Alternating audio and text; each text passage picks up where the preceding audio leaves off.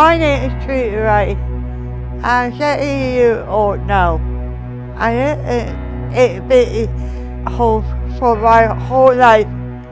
I had to be told to be quiet and sit down. They did not accept me.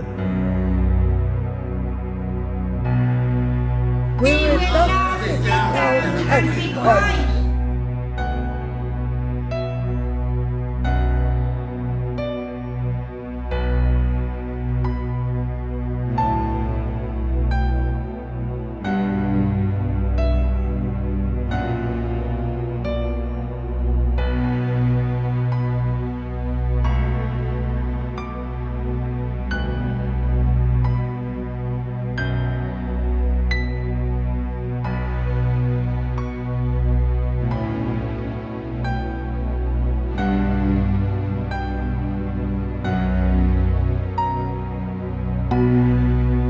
What is the role of the advocate?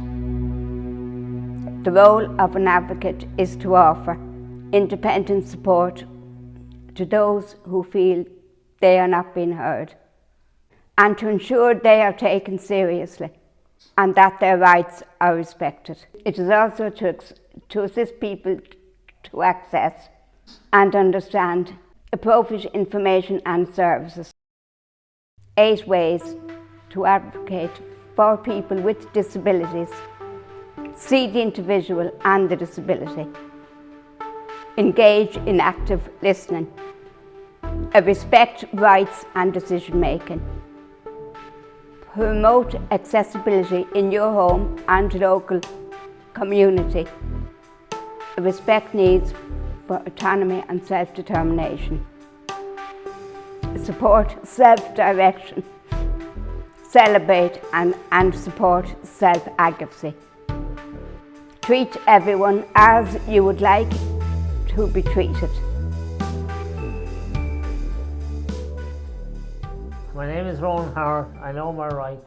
We deserve to be treated with respect and dignity. We need the support of our families, the support staff, the managers of the different services, so we can live our best lives.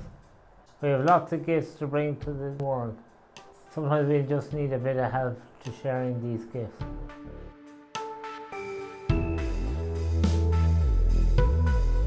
My name is Philip Jones. I work as studio assistant in DoubleTAKE studio. Being an advocate helped me get this job in the studio. I got the confidence to work there. We have the right to have good lives and own a nice home. Respect, peace, love. Good job.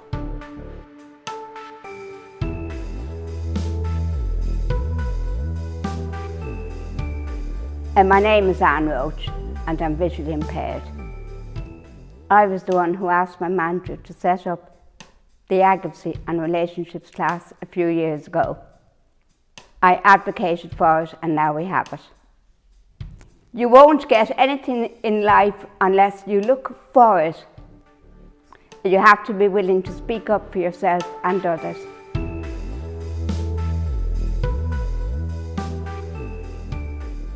My name is Deirdre Gimbley.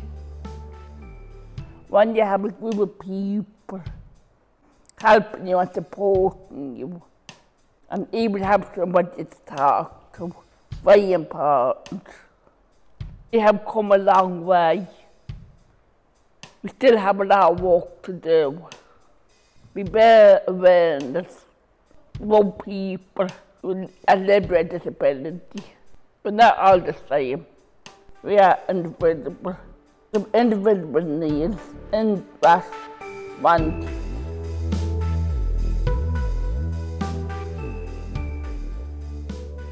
My name is Marco, and I like to help other people. I speak up for other people who cannot stand up for themselves. We do help other people. I stand up for myself and I do be worried if I get myself in the shoulders. I got support from my advocacy and myself who I work with. advocacy is very important.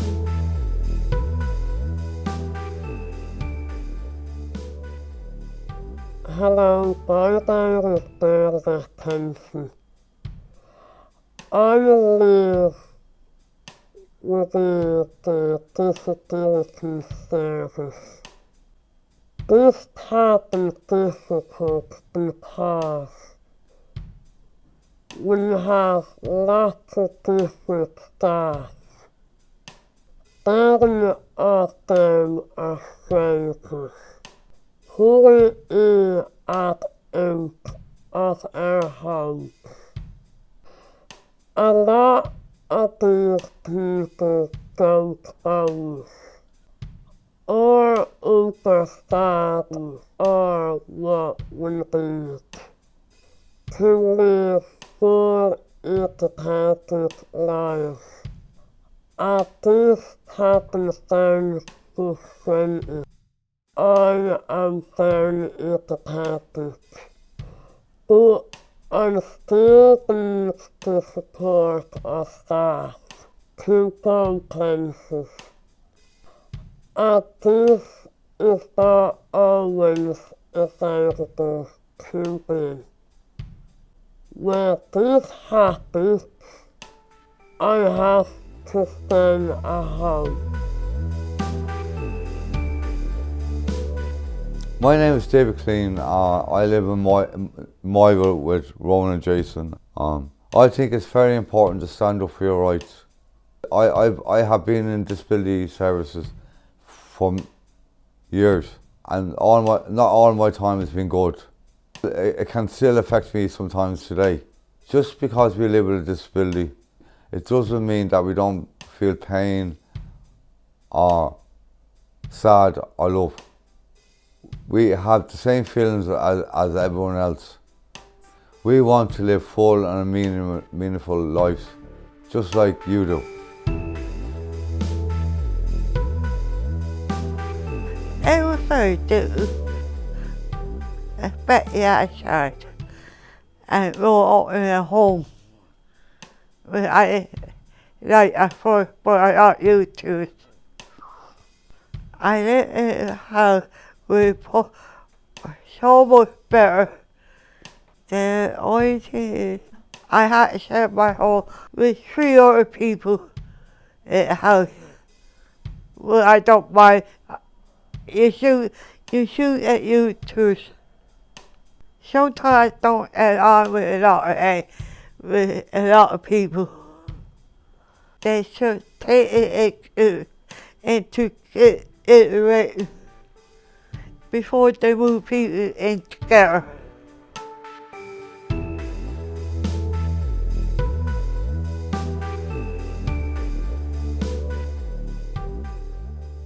In 2021, the advocacy groups realised that over the course of several years, they were repeating issues being brought to their weekly meetings. Over time, each advocate would discuss these topics and the impact they were having on the persons. They would seek to support each other and find appropriate solutions, sometimes creating a positive change, only then for the same issue to reappear either for themselves or for one of their peers.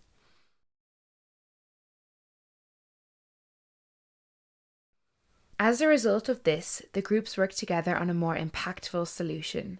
Through many months of meetings, the main issues were identified. There were 9 in all. The advocates decided to print these issues in poster form, with the idea being that the posters would be displayed in their homes and disability services to highlight their importance and to serve as a reminder to the residents and staff alike that the people who live in these homes and use the disability services were human beings with full human rights. The posters were printed in black ink on a white background on A3 card. They were strong and impactful, just how the advocates wanted it to be. The poster reads as follows: "This is our home. We expect to be treated as adults with dignity and respect. In our homes, we need repairs and maintenance done quickly. Our activities and appointments are very important, and we rely on your support to attend. As adults, we are entitled to plan our daily menu and have tea or food at any time in our home, just as you can in yours. Most of the staff that work with us are very good and supportive. Those who are not should be removed from our homes immediately. Staff should not be on personal calls during work hours. We enjoy it when staff socialise with us. We are your equal, treat us as such. We want to have more control over our own money. This is our legal right. We feel that we should all learn sign language, so that those with hearing difficulties are no longer excluded.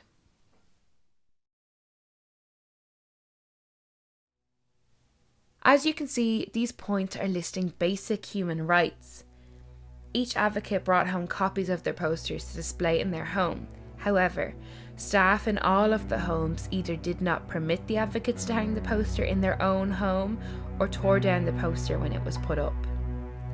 The impact of this almost violent rejection of the advocates' work was profound. They were shocked, saddened, frightened, and totally disempowered. Staff that they had once trusted and respected had betrayed them. They no longer felt respected. They felt the weight of the inequality that dictated their lived experience. Can you imagine how this would feel if you wish to have something important in your home and as an adult you were prevented from doing so by a person who doesn't even live there, by someone who is paid to support you in living a full and autonomous life?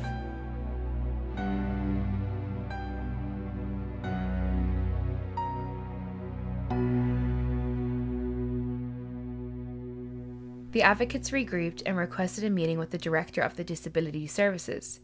They outlined their issues and concerns at this meeting, and they were reassured that they had the full support of the Director and that she would follow up on the poster and all issues identified in it. With this follow-up came a proposal to amend the poster. The advocates were open to suggestions, but insisted that they retain the right to decide on any changes or amendments.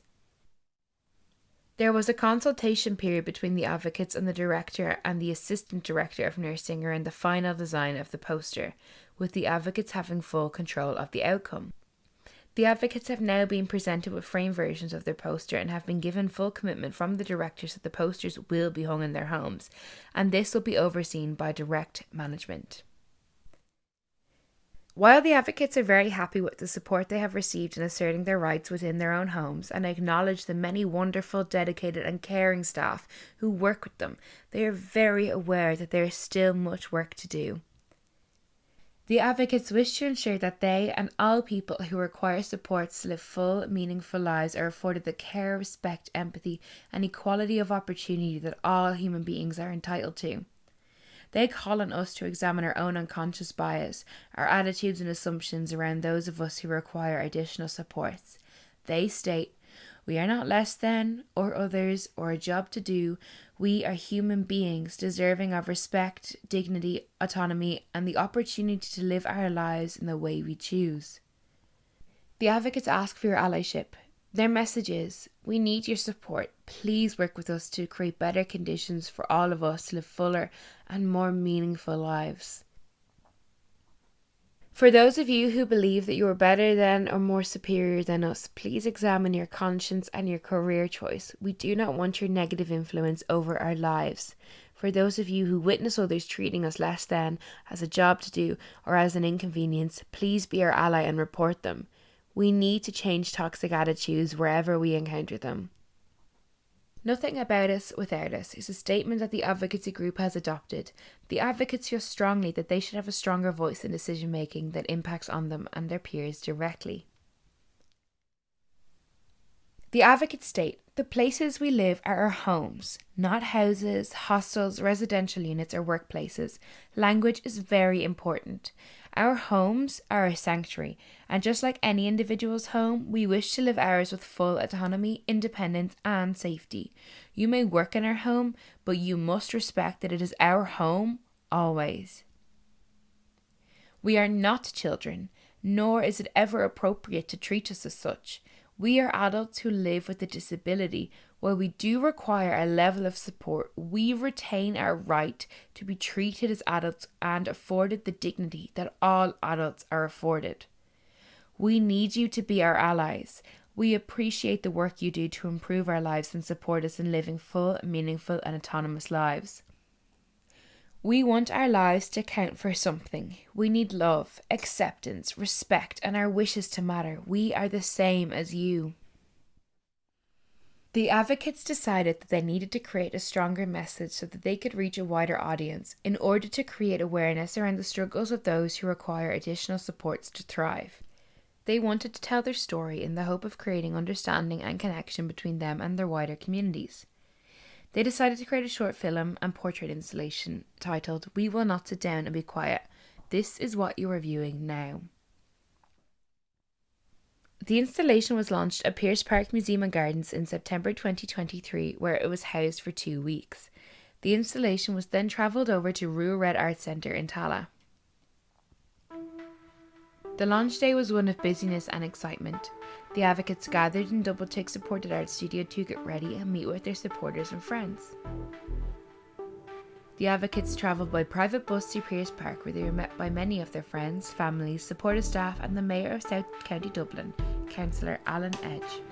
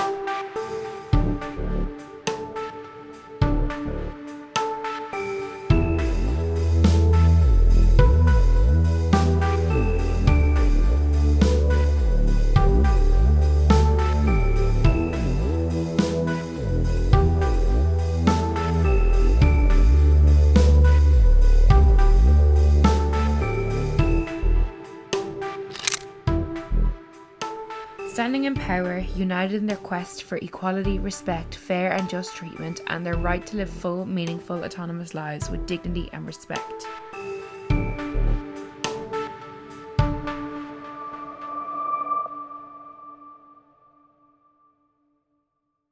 I found it very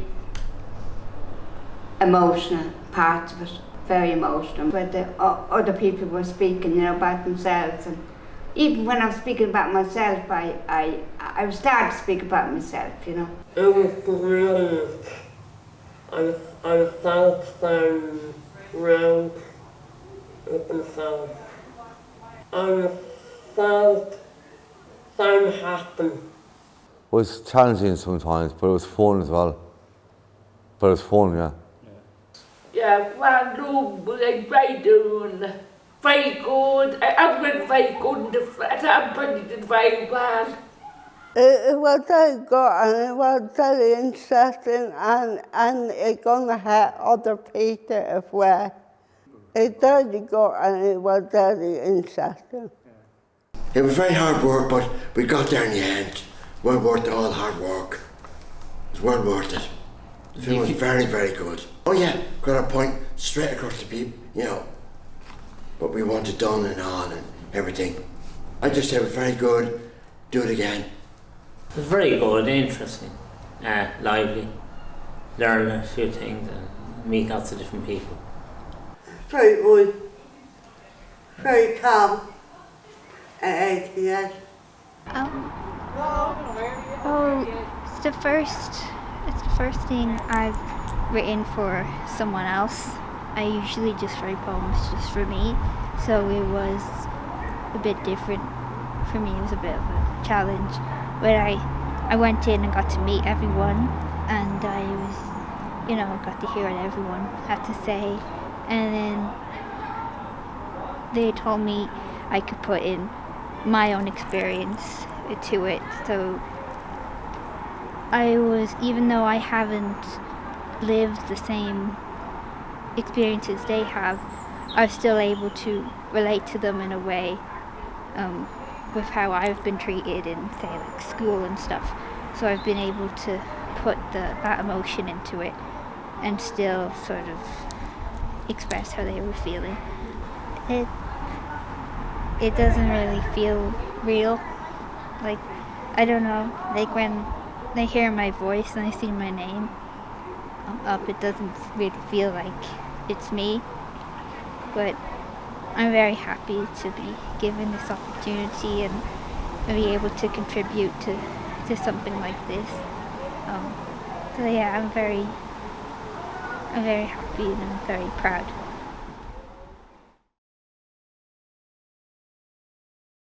I thought it was a very good film, and very challenging and very constructive. I'm an independent living myself, so I see where it was coming from. Very, very delighted and comfortable.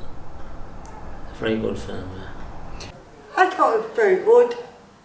Very, very good. Because sometimes it itchy feet and think that the film not want to come out the way you want it. But this time it just came out perfect. Interacting with other people, listening to other people's ideas, and speaking each story I went at other people's rates. The message say you can stand up for yourself and don't let anybody else tell you what to do. And be other people as well. To show them what we are doing and what the video is all about.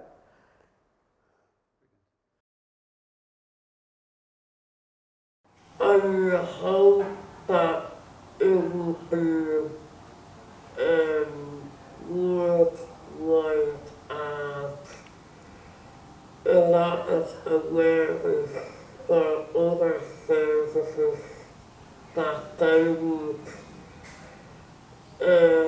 learn from it and help other people to be positive and to be able to stand and speak for the rights.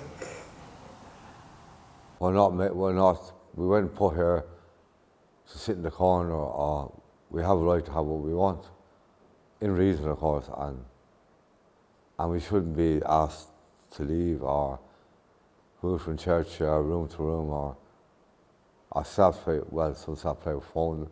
I think it will be a lot of change. I'm quite happy with it. And that we did, and that way it came out. We need to solve the pictures to the cousin and to the TDD as well, and let them know what we are doing. I like to hear the cousin to look at it and see what then to be think of it as well.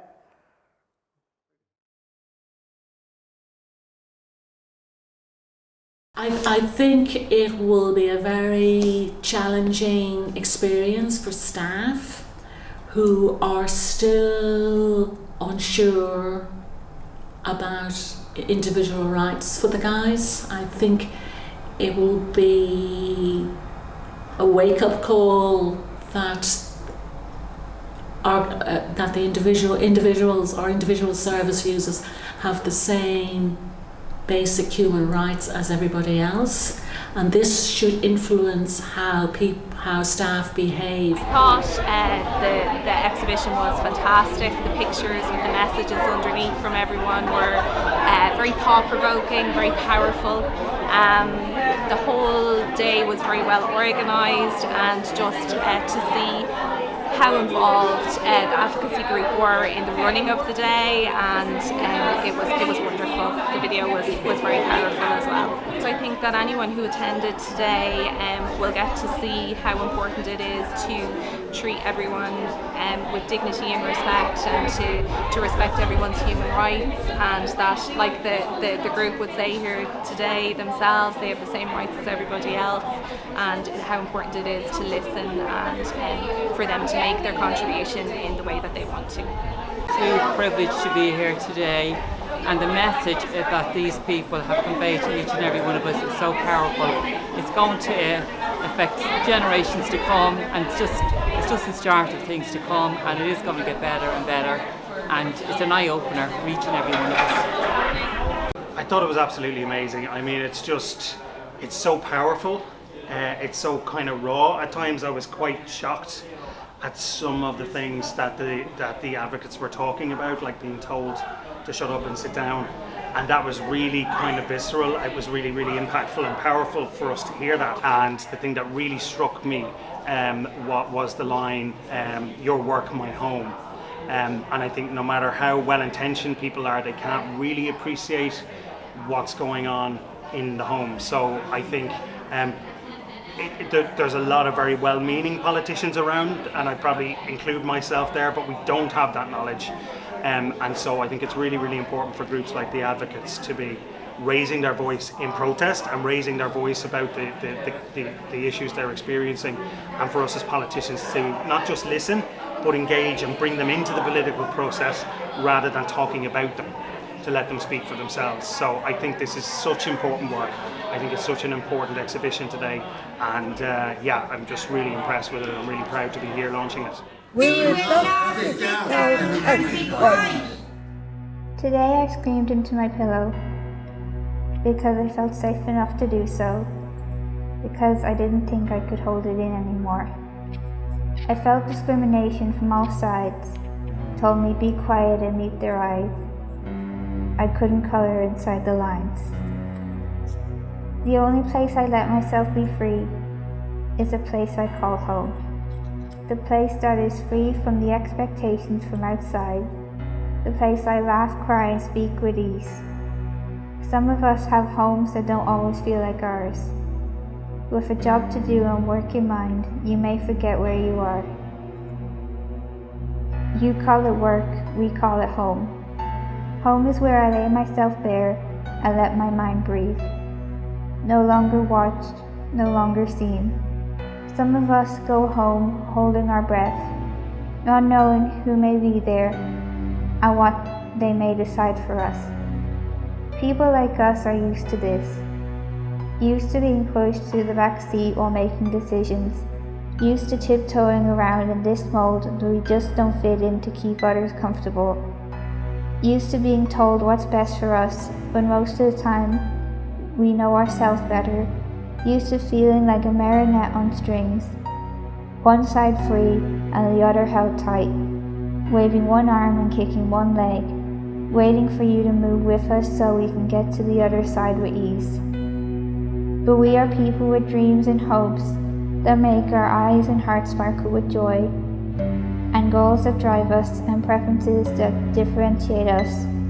We are people with opinions that are important like your own, and values we hold close. We are people who feel emotions that touch us like a pedal to the skin or a hug from a friend, emotions that fill us up like lava or freeze us like ice. We are people who laugh and cry and have wishes for peace and comfort and freedom and the right to decide what's best for us. This isn't something that should be needed to be said. But after what I've heard and what I've experienced, it clearly still needs to be.